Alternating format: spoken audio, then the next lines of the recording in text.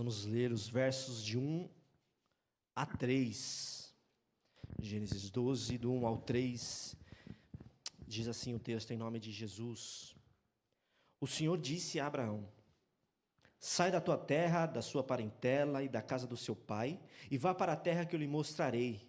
Farei de você uma grande nação, e abençoarei e engrandecerei o seu nome. Seja uma bênção. Abençoarei aqueles que te abençoarem, e amaldiçoarei aqueles que te amaldiçoar. E em você serão benditas todas as famílias da terra. Vamos orar mais uma vez? Senhor, nós somos gratos por tudo aquilo que o Senhor tem feito nessa manhã de sábado. Obrigado por nos instruir em Tua Palavra. Obrigado por receber a nossa adoração, a nossa oferta. Obrigado por se manifestar em nosso meio e nos edificar, nos consolar. Obrigado por nos orientar em Tua Palavra, Deus. E nós pedimos mais uma vez que Teu Espírito Santo nos instrua, nos corrija, nos exorte, Senhor, nos confronte de acordo com a Tua Palavra.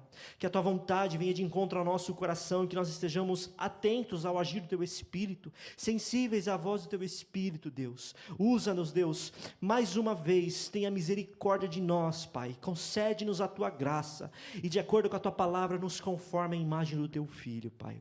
Nós oramos e Te pedimos em nome do Senhor Jesus. Amém. Pode ficar à vontade, meus irmãos.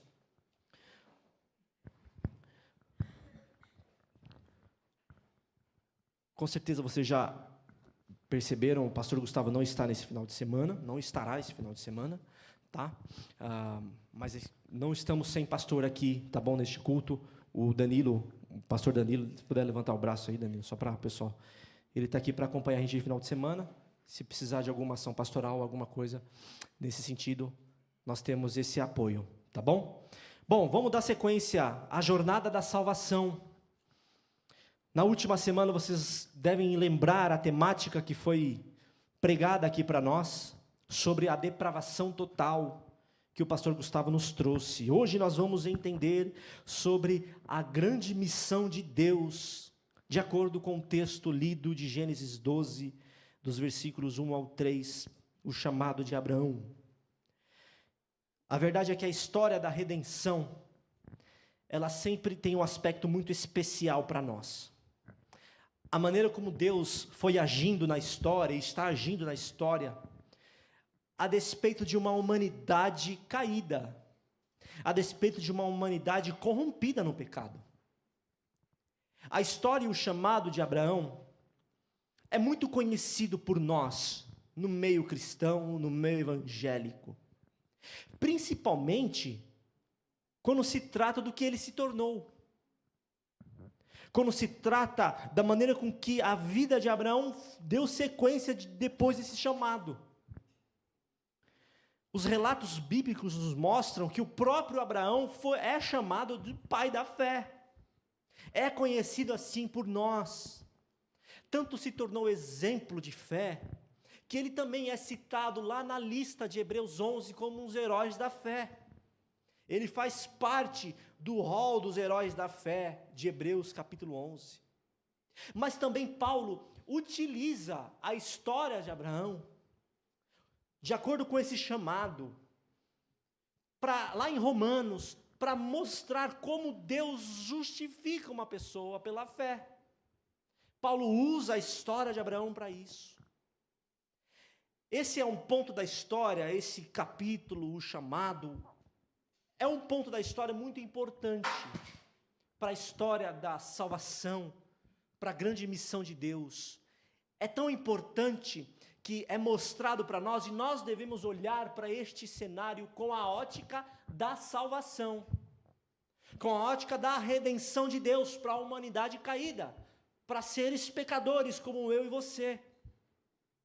E a Bíblia é clara, e nós temos visto isto nos últimos sábados, dentro dessa jornada da salvação, como Deus salva pecadores.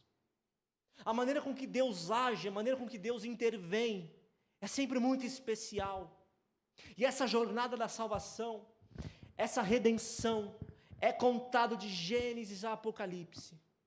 A Bíblia é a história de um Deus que salva pecador como eu e você. Isso é contado, é um relato de Gênesis a Apocalipse, como nós já vimos até aqui. Nós vimos que Deus criou todas as coisas perfeitas. Tudo que Deus criou é bom. Mas o primeiro casal cai e peca contra o Senhor, e aí houve a queda, e essa queda é descrita como uma depravação total na história da humanidade. Mas a partir daqui, Deus inicia essa grande missão. Mas para olharmos o cenário de Abraão, o chamado da história de Abraão, nós precisamos entender qual que é o pano de fundo disso tudo. O que acontece anteriormente ao chamado de Abraão? Qual que é o contexto disso? Por que dessa intervenção divina? Se você olhar os relatos depois da queda, e pela última mensagem que nós escutamos e meditamos na semana passada, a depravação total mostra que o pecado contamina o ser humano por completo. E o ser humano por si só não consegue se salvar. Nenhuma obra, nenhuma ação humana pode encontrar o caminho da salvação. Isso eu e você já estamos concordando. A depravação total humilha, esmaga todo o orgulho de salvação que o ser humano pode possuir. Toda ação, isso é esmagado quando nós entendemos a depravação total. Porque isso nos tira esse orgulho e nos mostra que nós somos pecadores dignos de todo juízo. Nós vimos isso. Só que antes do chamado de Abraão, os relatos bíblicos mostram uma grande tragédia para a história da humanidade. Os relatos mostram como que o pecado está agindo na história, como que o pecado está destruindo o coração humano, como que o pecado age nos relacionamentos humanistas, como que o pecado está destruindo toda essa criação perfeita de Deus, como ele tem contaminado isso. E se você olhar, você vai ver que depois da queda, tem uma primeira morte. A primeira morte dos irmãos. Caim mata Abel, isso dentro de um contexto familiar. Se você der sequência a essa história, a corrupção é tão grande que ela se aumenta. Se você pegar os relatos na geração de Noé, a Bíblia diz lá em Gênesis 6, que todo o desígnio do coração humano é completamente mau.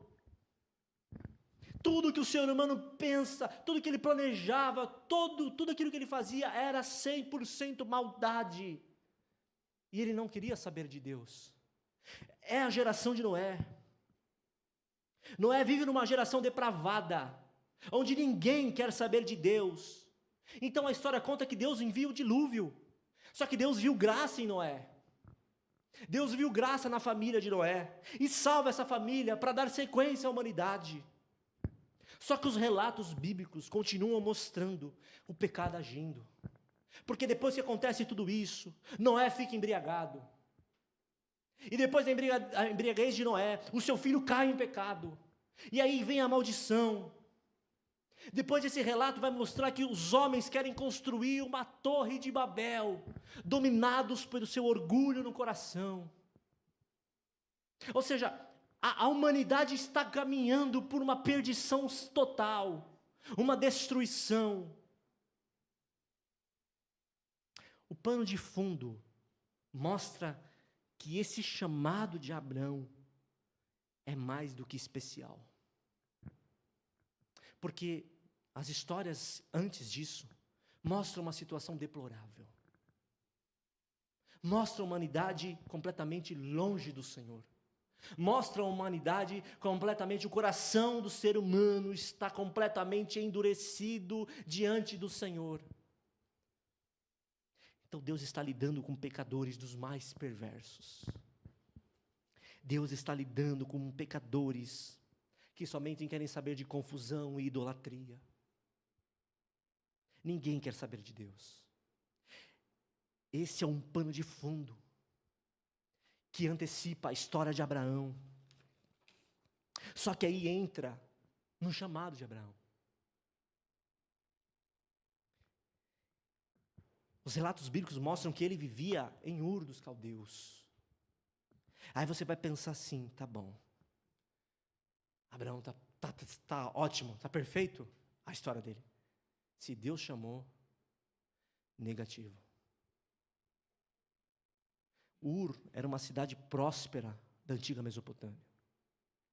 Só que Ur era conhecida por uma idolatria excessiva e adoração à lua. A realidade de Abraão e a sua família é claro para nós quando a gente olha lá para Josué, capítulo 24, verso 2, ele diz assim, ó: há muito tempo vossos pais, Terá, pai de Abraão, e de Naor, habitaram na banda do Eufrates e serviram a outros deuses. Ou seja, a família de Abraão era mergulhada na idolatria. Não havia tradição de culto verdadeiro ao Deus vivo. Não era uma família devota ao Senhor. Abraão não nasce em um lar cristão. Ele não nasce em um lar santo. Mas ele nasce numa casa que segue os falsos deuses, que adora falsos deuses. Isso nos mostra que o chamado de Abraão tem um aspecto especial, porque não foi segundo mérito. Isso nos mostra que não é por causa de um ambiente piedoso que ele vivia. Ao contrário, era uma região idólatra. Abraão vivia numa região não muito distante dos relatos anteriores ao seu chamado. Porque a humanidade caminha para uma depravação, caminha para um pecado, e Deus olha para Abraão e fala: agora Abraão vai. Só que Abraão vive numa idolatria também. Abraão não tem um lar cristão. Abraão não é crente no Senhor, ele não presta culto a Deus. Abraão não é santo. Antes do chamado, Abraão era como todos os outros, pecador, idólatra, perdido, sem buscar a Deus. Abraão não se destacou porque é justo. A diferença, gente, não está em Abraão com os anteriores a ele, mas em Deus que separa Abraão para isso. E esse é um ponto que nós precisamos pensar aqui. Você não é mais especial do que outros. A diferença é que Deus interviu na tua história. A diferença é que Deus veio ao teu encontro, não porque você estava num ambiente piedoso. Por isso que o chamado de Abraão é tão especial. Sabe o que é o mais constrangedor para nós?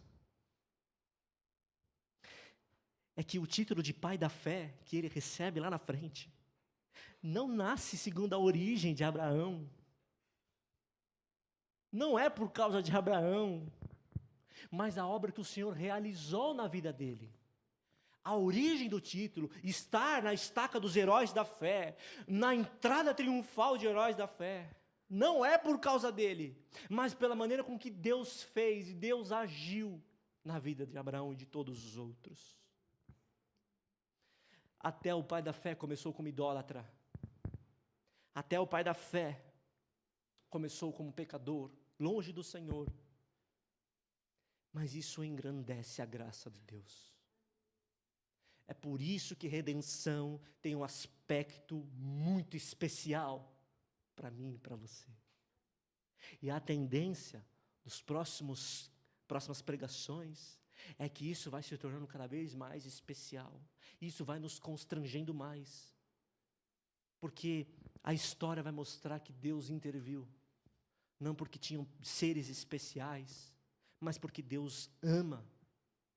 E Deus é movido por esse amor. Mas a verdade é que o pecado, antes de Abraão ser chamado, reinava sobre a vida dele. O pecado reinava sobre a casa dele.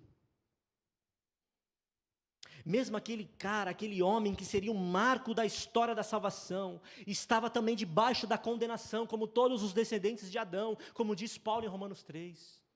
Porque todos pecaram e estão destituídos da glória de Deus. Ele também está nesse cenário, ele também está debaixo da condenação. Mas em meio a essa condição, Deus o chama para fora. Deus o convida para sair. Literalmente o texto vai dizer que ele é chamado para fora da sua terra. Deus é chamado para fora da sua parentela, da sua velha vida. Deus chama e convida para sair.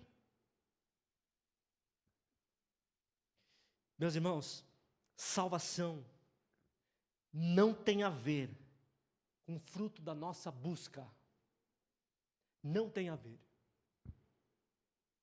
Homens não acordam de um dia para o outro e se reúnem e falam: vamos orar pela nossa salvação.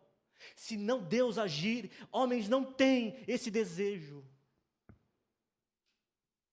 Se não for Deus agir nos corações, mudar as disposições, para que eles retornem a Deus, homem e mulher nenhum se junta e fala: nós precisamos orar para a salvação. Se não for o próprio Deus agindo, e essa história aqui é clara para nós. Se não for Deus agindo, ele seria um dos idólatras. Ele seria também um que cairia na geração corrompida pelo pecado. Mas a história vai dizer que Deus intervém. Deus intervém na história. E o chamado de Abraão passa a ter um aspecto especial. Especial, porque a missão da redenção tem um primeiro passo que é do próprio Deus, não do homem. Deus chama Abraão no meio da idolatria. Deus chama no meio da impiedade. Deus chama no meio de uma confusão, em pessoas e corações endurecidos que não têm interesse em saber sobre Deus, mas em si mesmo, em seus próprios interesses. Deus revela o propósito redentor. Quando chama Abraão, não tem nada a ver com ele. É muito comum olharmos para esse cenário e dizermos: oh, que bondoso Abraão, que justo. Não. Que Deus bondoso, que Deus amoroso, que Deus especial é que olha para um cenário de corrupção e fala: eu vou começar a história da redenção.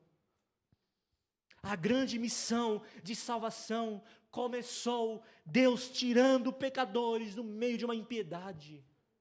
E assim Deus faz e continua fazendo até hoje. A minha e a sua vida foi tirada no meio de uma lamaçal de pecado. Assim Deus faz. Abraão seria o agente primário para construir uma nação santa, para que então Cristo, em tempo oportuno, se revelasse. Deus constrói essa missão. E detalhe, não com seres bondosos e justos. Se você olhar o relato, homens que foram separados, homens que foram chamados, caíram nos pecados de uma corrupção.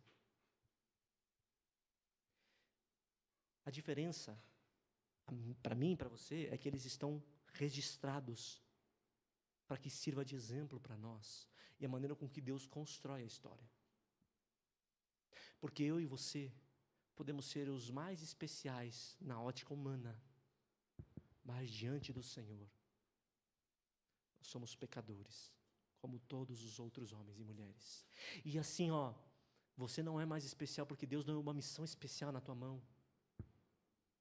Fala assim: olha só como eu sou especial. Fulano não recebeu isso do Senhor, mas eu recebi. Não. Não é você. É Deus agindo na história, assim como Ele continua fazendo até hoje. Isso mata o nosso orgulho. Mata a nossa vaidade. O chamado de Abraão é especial, porque tem a ver com o que Deus faz com Abraão. O chamado de Abraão é especial porque tem a ver como Deus age sobre os seus escolhidos, sobre pessoas no qual Ele separa para fazer essa missão acontecer, para essa missão agir. Não tem nada a ver com a gente, com pessoas especiais como eu e você, não tem nada a ver. Porque o chamado de Abraão não tem a ver com mérito. O chamado de Abraão tem a ver de Cristo, é por causa de Jesus.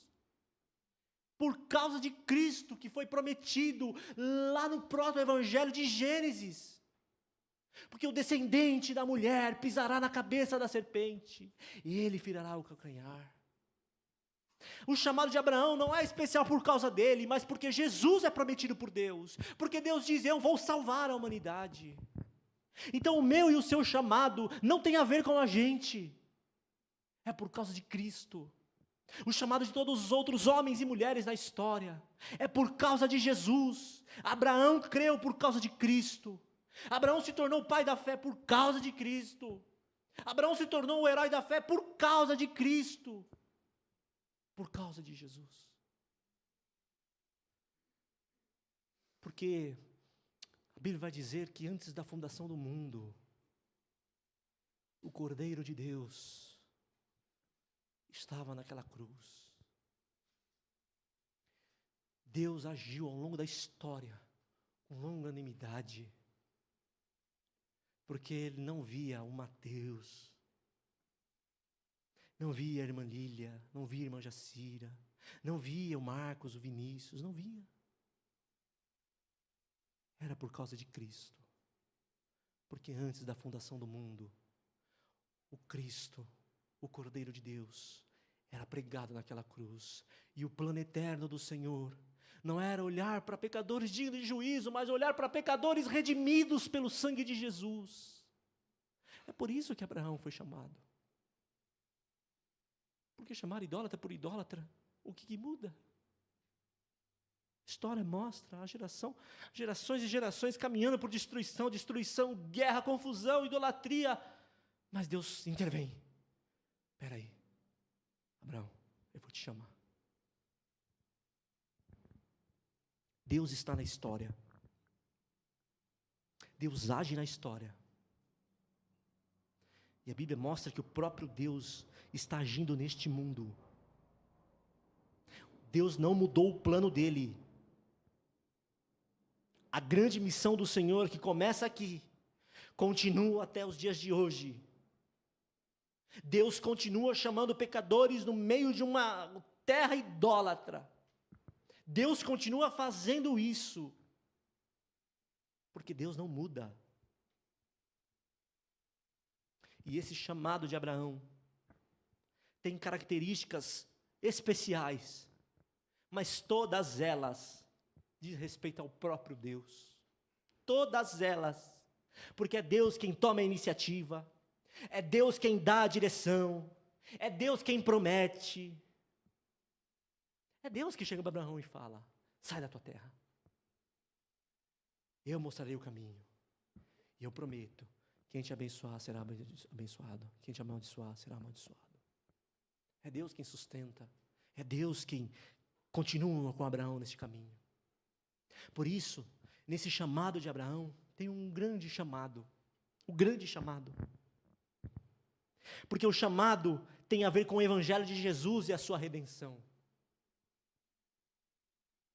A maneira como Deus agiu na vida de Abraão, a maneira como Deus chama Abraão de pai de multidões, dá início a uma nação exclusiva de Deus.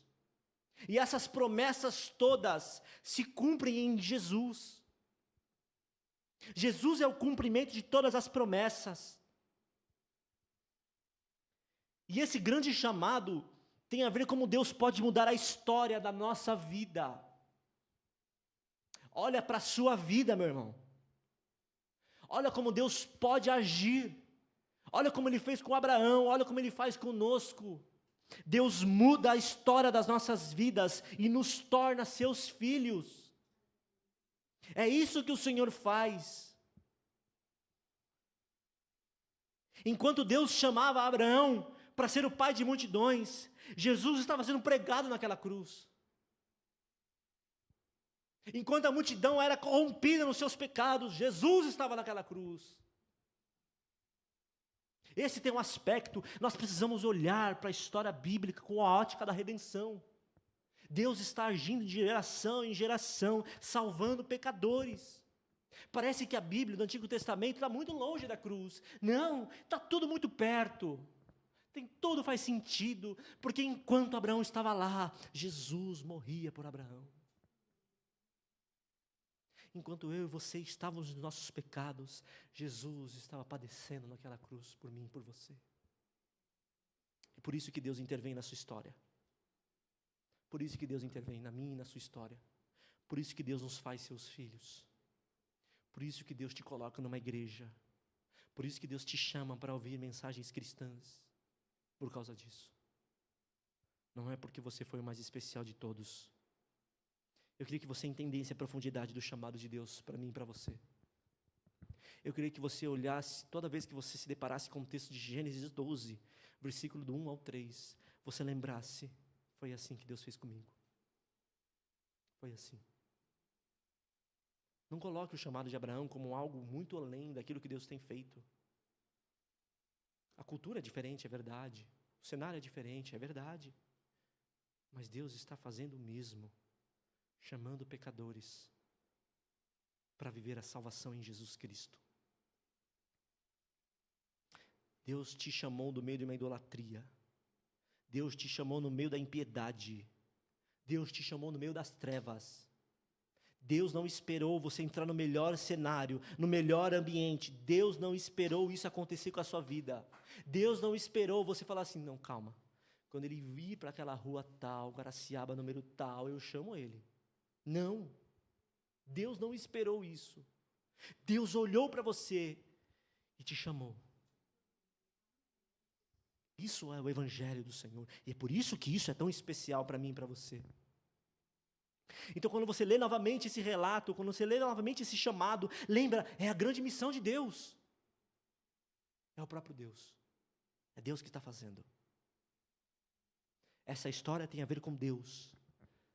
Deus que nos ama incondicionalmente. Deus que faz. Então, meus irmãos, sabe o que é legal?